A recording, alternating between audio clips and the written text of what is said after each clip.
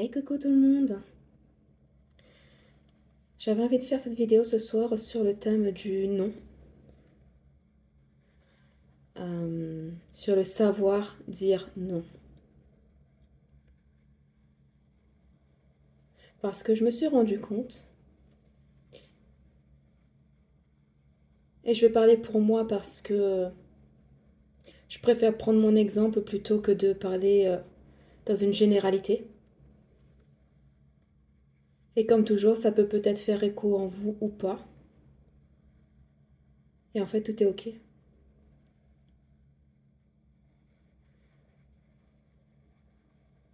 Mais je sens que c'est un sujet pas facile à aborder. Parce que pour moi, dire non est très difficile. Ça a été très difficile et la question du oui et du non et de savoir le poser, c'est aussi une question de positionnement. Et tout le chemin vers moi que j'ai fait jusqu'à présent y a contribué en fait à ce qu'aujourd'hui,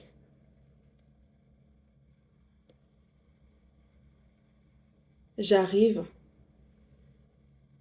Et pour être franchement honnête, arriver c'est un mot très fort. Donc je commence à arriver à me positionner beaucoup plus aisément. Euh,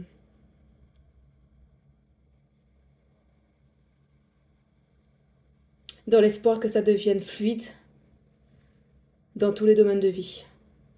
Parce que bien entendu, il y a certains domaines, certains types de relations où il est beaucoup plus difficile, compliqué de dire non, notamment quand ça vient toucher à la famille. Parce que ce sont des personnes qu'on aime, avec qui on a grandi, avec qui on a envie de faire plaisir en général, parce que chaque personne est unique, chaque famille est unique et je n'ai pas la prétention de parler pour tout le monde, je vais parler pour moi. Et en fait, ça rejoint beaucoup le côté, pour moi, bonne élève, bonne fille. Euh, quand je fais un feedback sur mon parcours de vie jusqu'à présent, parce que pour moi, dire oui, c'est bien me faire voir et un moyen pour me faire aimer, pour être aimé. Et ça, bien entendu, c'est une croyance limitante, erronée dans laquelle j'étais. Et constater son obsolescence permet en fait d'enclencher le processus inverse, voire même de remonter jusqu'au point, ce que j'aime appeler le point de rupture, le point de bascule en fait. Et c'est aussi un mode de fonctionnement, un mode de protection, un système de défense qui s'active lorsqu'on est dans l'incapacité de dire non. Et ce qui est intéressant d'aller voir, c'est pourquoi est-ce que j'éprouve autant de la difficulté à dire non? Qu'est-ce qui se joue si je dis non?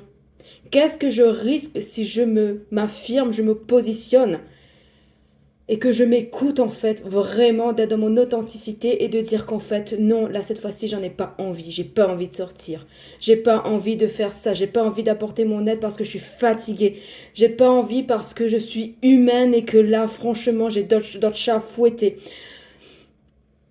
Et en fait pourquoi, et là j'ai employé le terme de on, parce que je pense que je suis loin d'être la seule dans ce cas-là, pourquoi a-t-on aussi peur et autant de mal à dire ce que l'on ressent et ce que l'on pense au fond de soi? Et mon début de réponse, et bien entendu, c'est selon les situations. J'ai une sainte horreur du conflit. J'ai une sainte horreur de blesser. J'ai une sainte horreur de vexer. Alors en fait, mon réflexe, c'est de prendre sur moi, de ne rien dire, quitte à me faire à moi-même du mal en ne le disant pas, en ne le mentionnant pas, en le refoulant, pour faire plaisir à l'autre en face, pour pas le vexer, pour pas lui faire du mal. Mais en fait, comment l'autre en face reçoit ce qui est dit, énoncé, comme une facette de vérité. Parce que chacun est détenteur de sa propre facette, selon ses filtres, selon ses croyances, selon plein d'autres choses.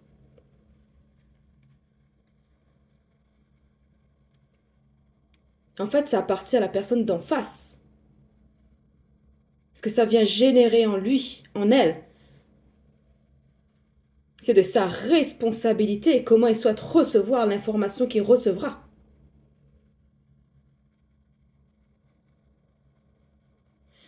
Et à partir du moment où j'ai compris ça, que chacun a sa responsabilité et que je n'ai pas à prendre en charge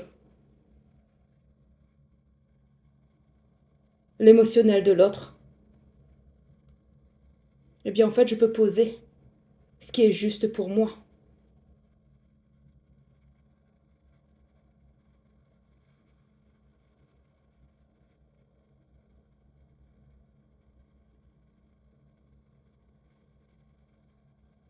Et je vais parler d'alignement parce que ça y rejoint, c'est toujours pareil. Euh,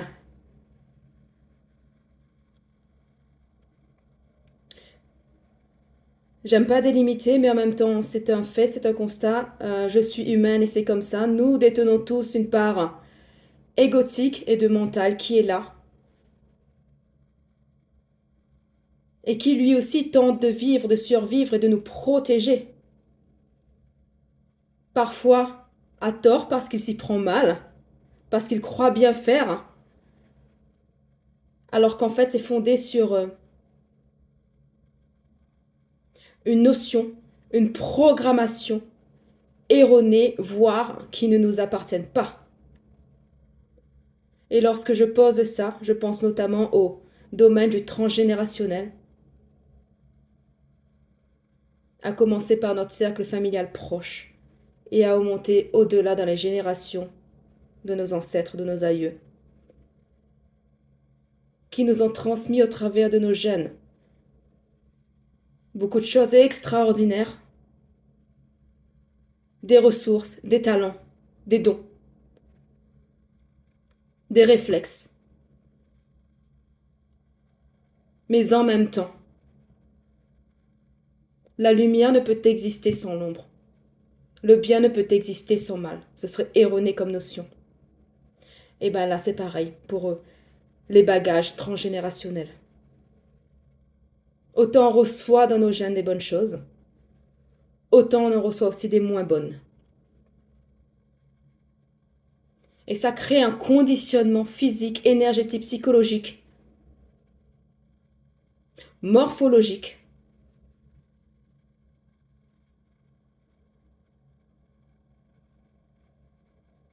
qui peut orienter notre mode de fonctionnement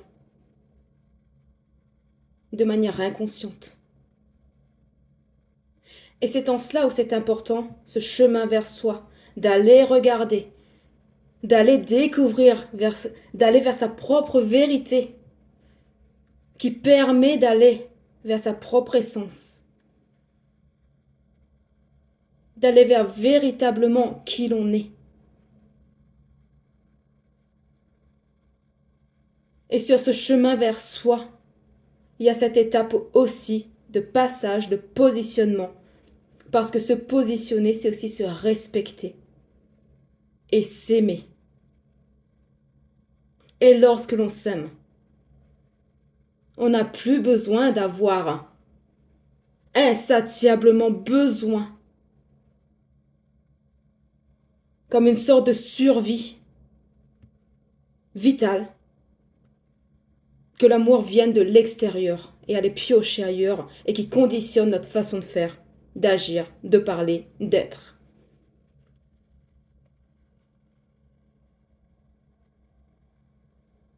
Le positionnement fait partie de l'alignement.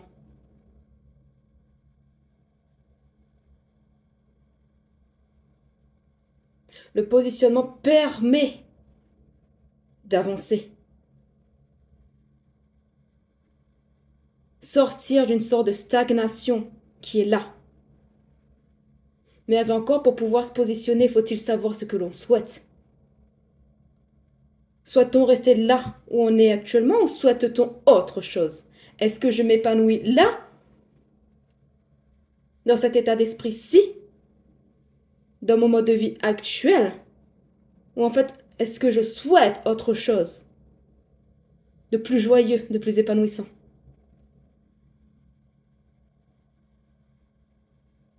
Est-ce que j'ai assez de temps pour faire tout ce que j'ai envie de faire et qui me fait du bien? Et sinon, pourquoi? Il serait intéressant de faire une petite liste en fait. Pourquoi? Qu'est-ce qui se passe dans ma journée qui fait que je ne peux pas poser cette action-là qui me ferait tellement de bien?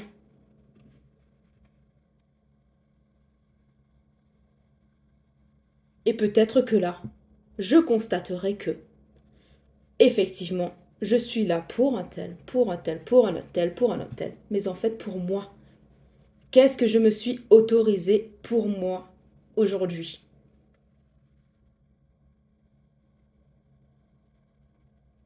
Et c'est la question que je vous pose à vous ce soir.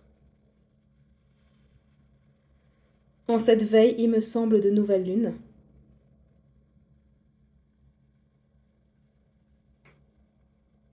et une autre interrogation qui en découle, où est-ce que vous en êtes dans votre positionnement, dans l'affirmation de qui vous êtes? Êtes-vous à l'aise avec le fait de dire non, ce n'est pas possible, non, je n'ai pas l'élan, non, je ne le ressens pas en tant que tel,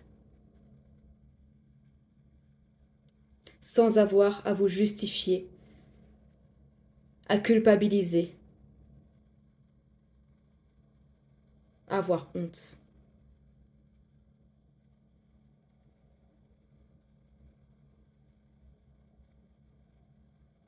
Parce que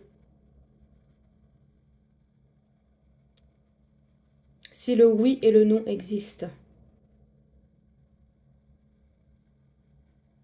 c'est qu'ils ont été créés pour être utilisés. Alors pourquoi privilégier davantage l'un plus que l'autre? Sous quel motif? Sous quel prétexte? Et ça sert qui, en fait?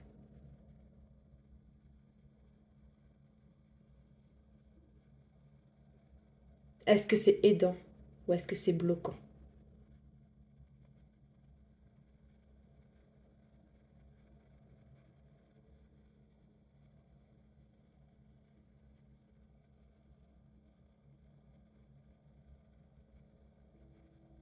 Profitez de cette nouvelle lune qui arrive demain, si vous le ressentez. De poser vos intentions.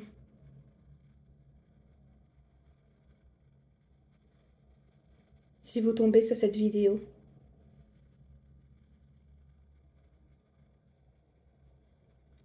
qui vous parle, ce serait intéressant de voir quelles intentions vous serez prêt, prête, vous allez oser poser demain pour toujours asseoir votre positionnement.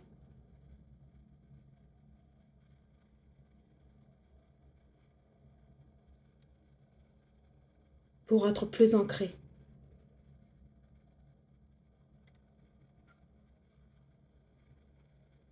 dans votre affirmation de vous, de qui vous êtes.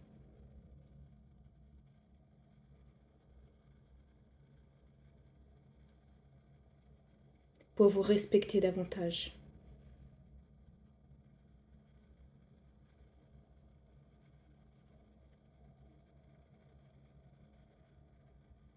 Et si vous le souhaitez,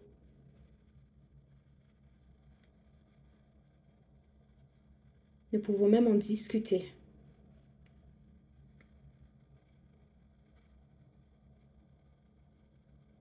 Y échanger sur le sujet en y laissant des commentaires. Ce sera avec grande joie que de vous lire.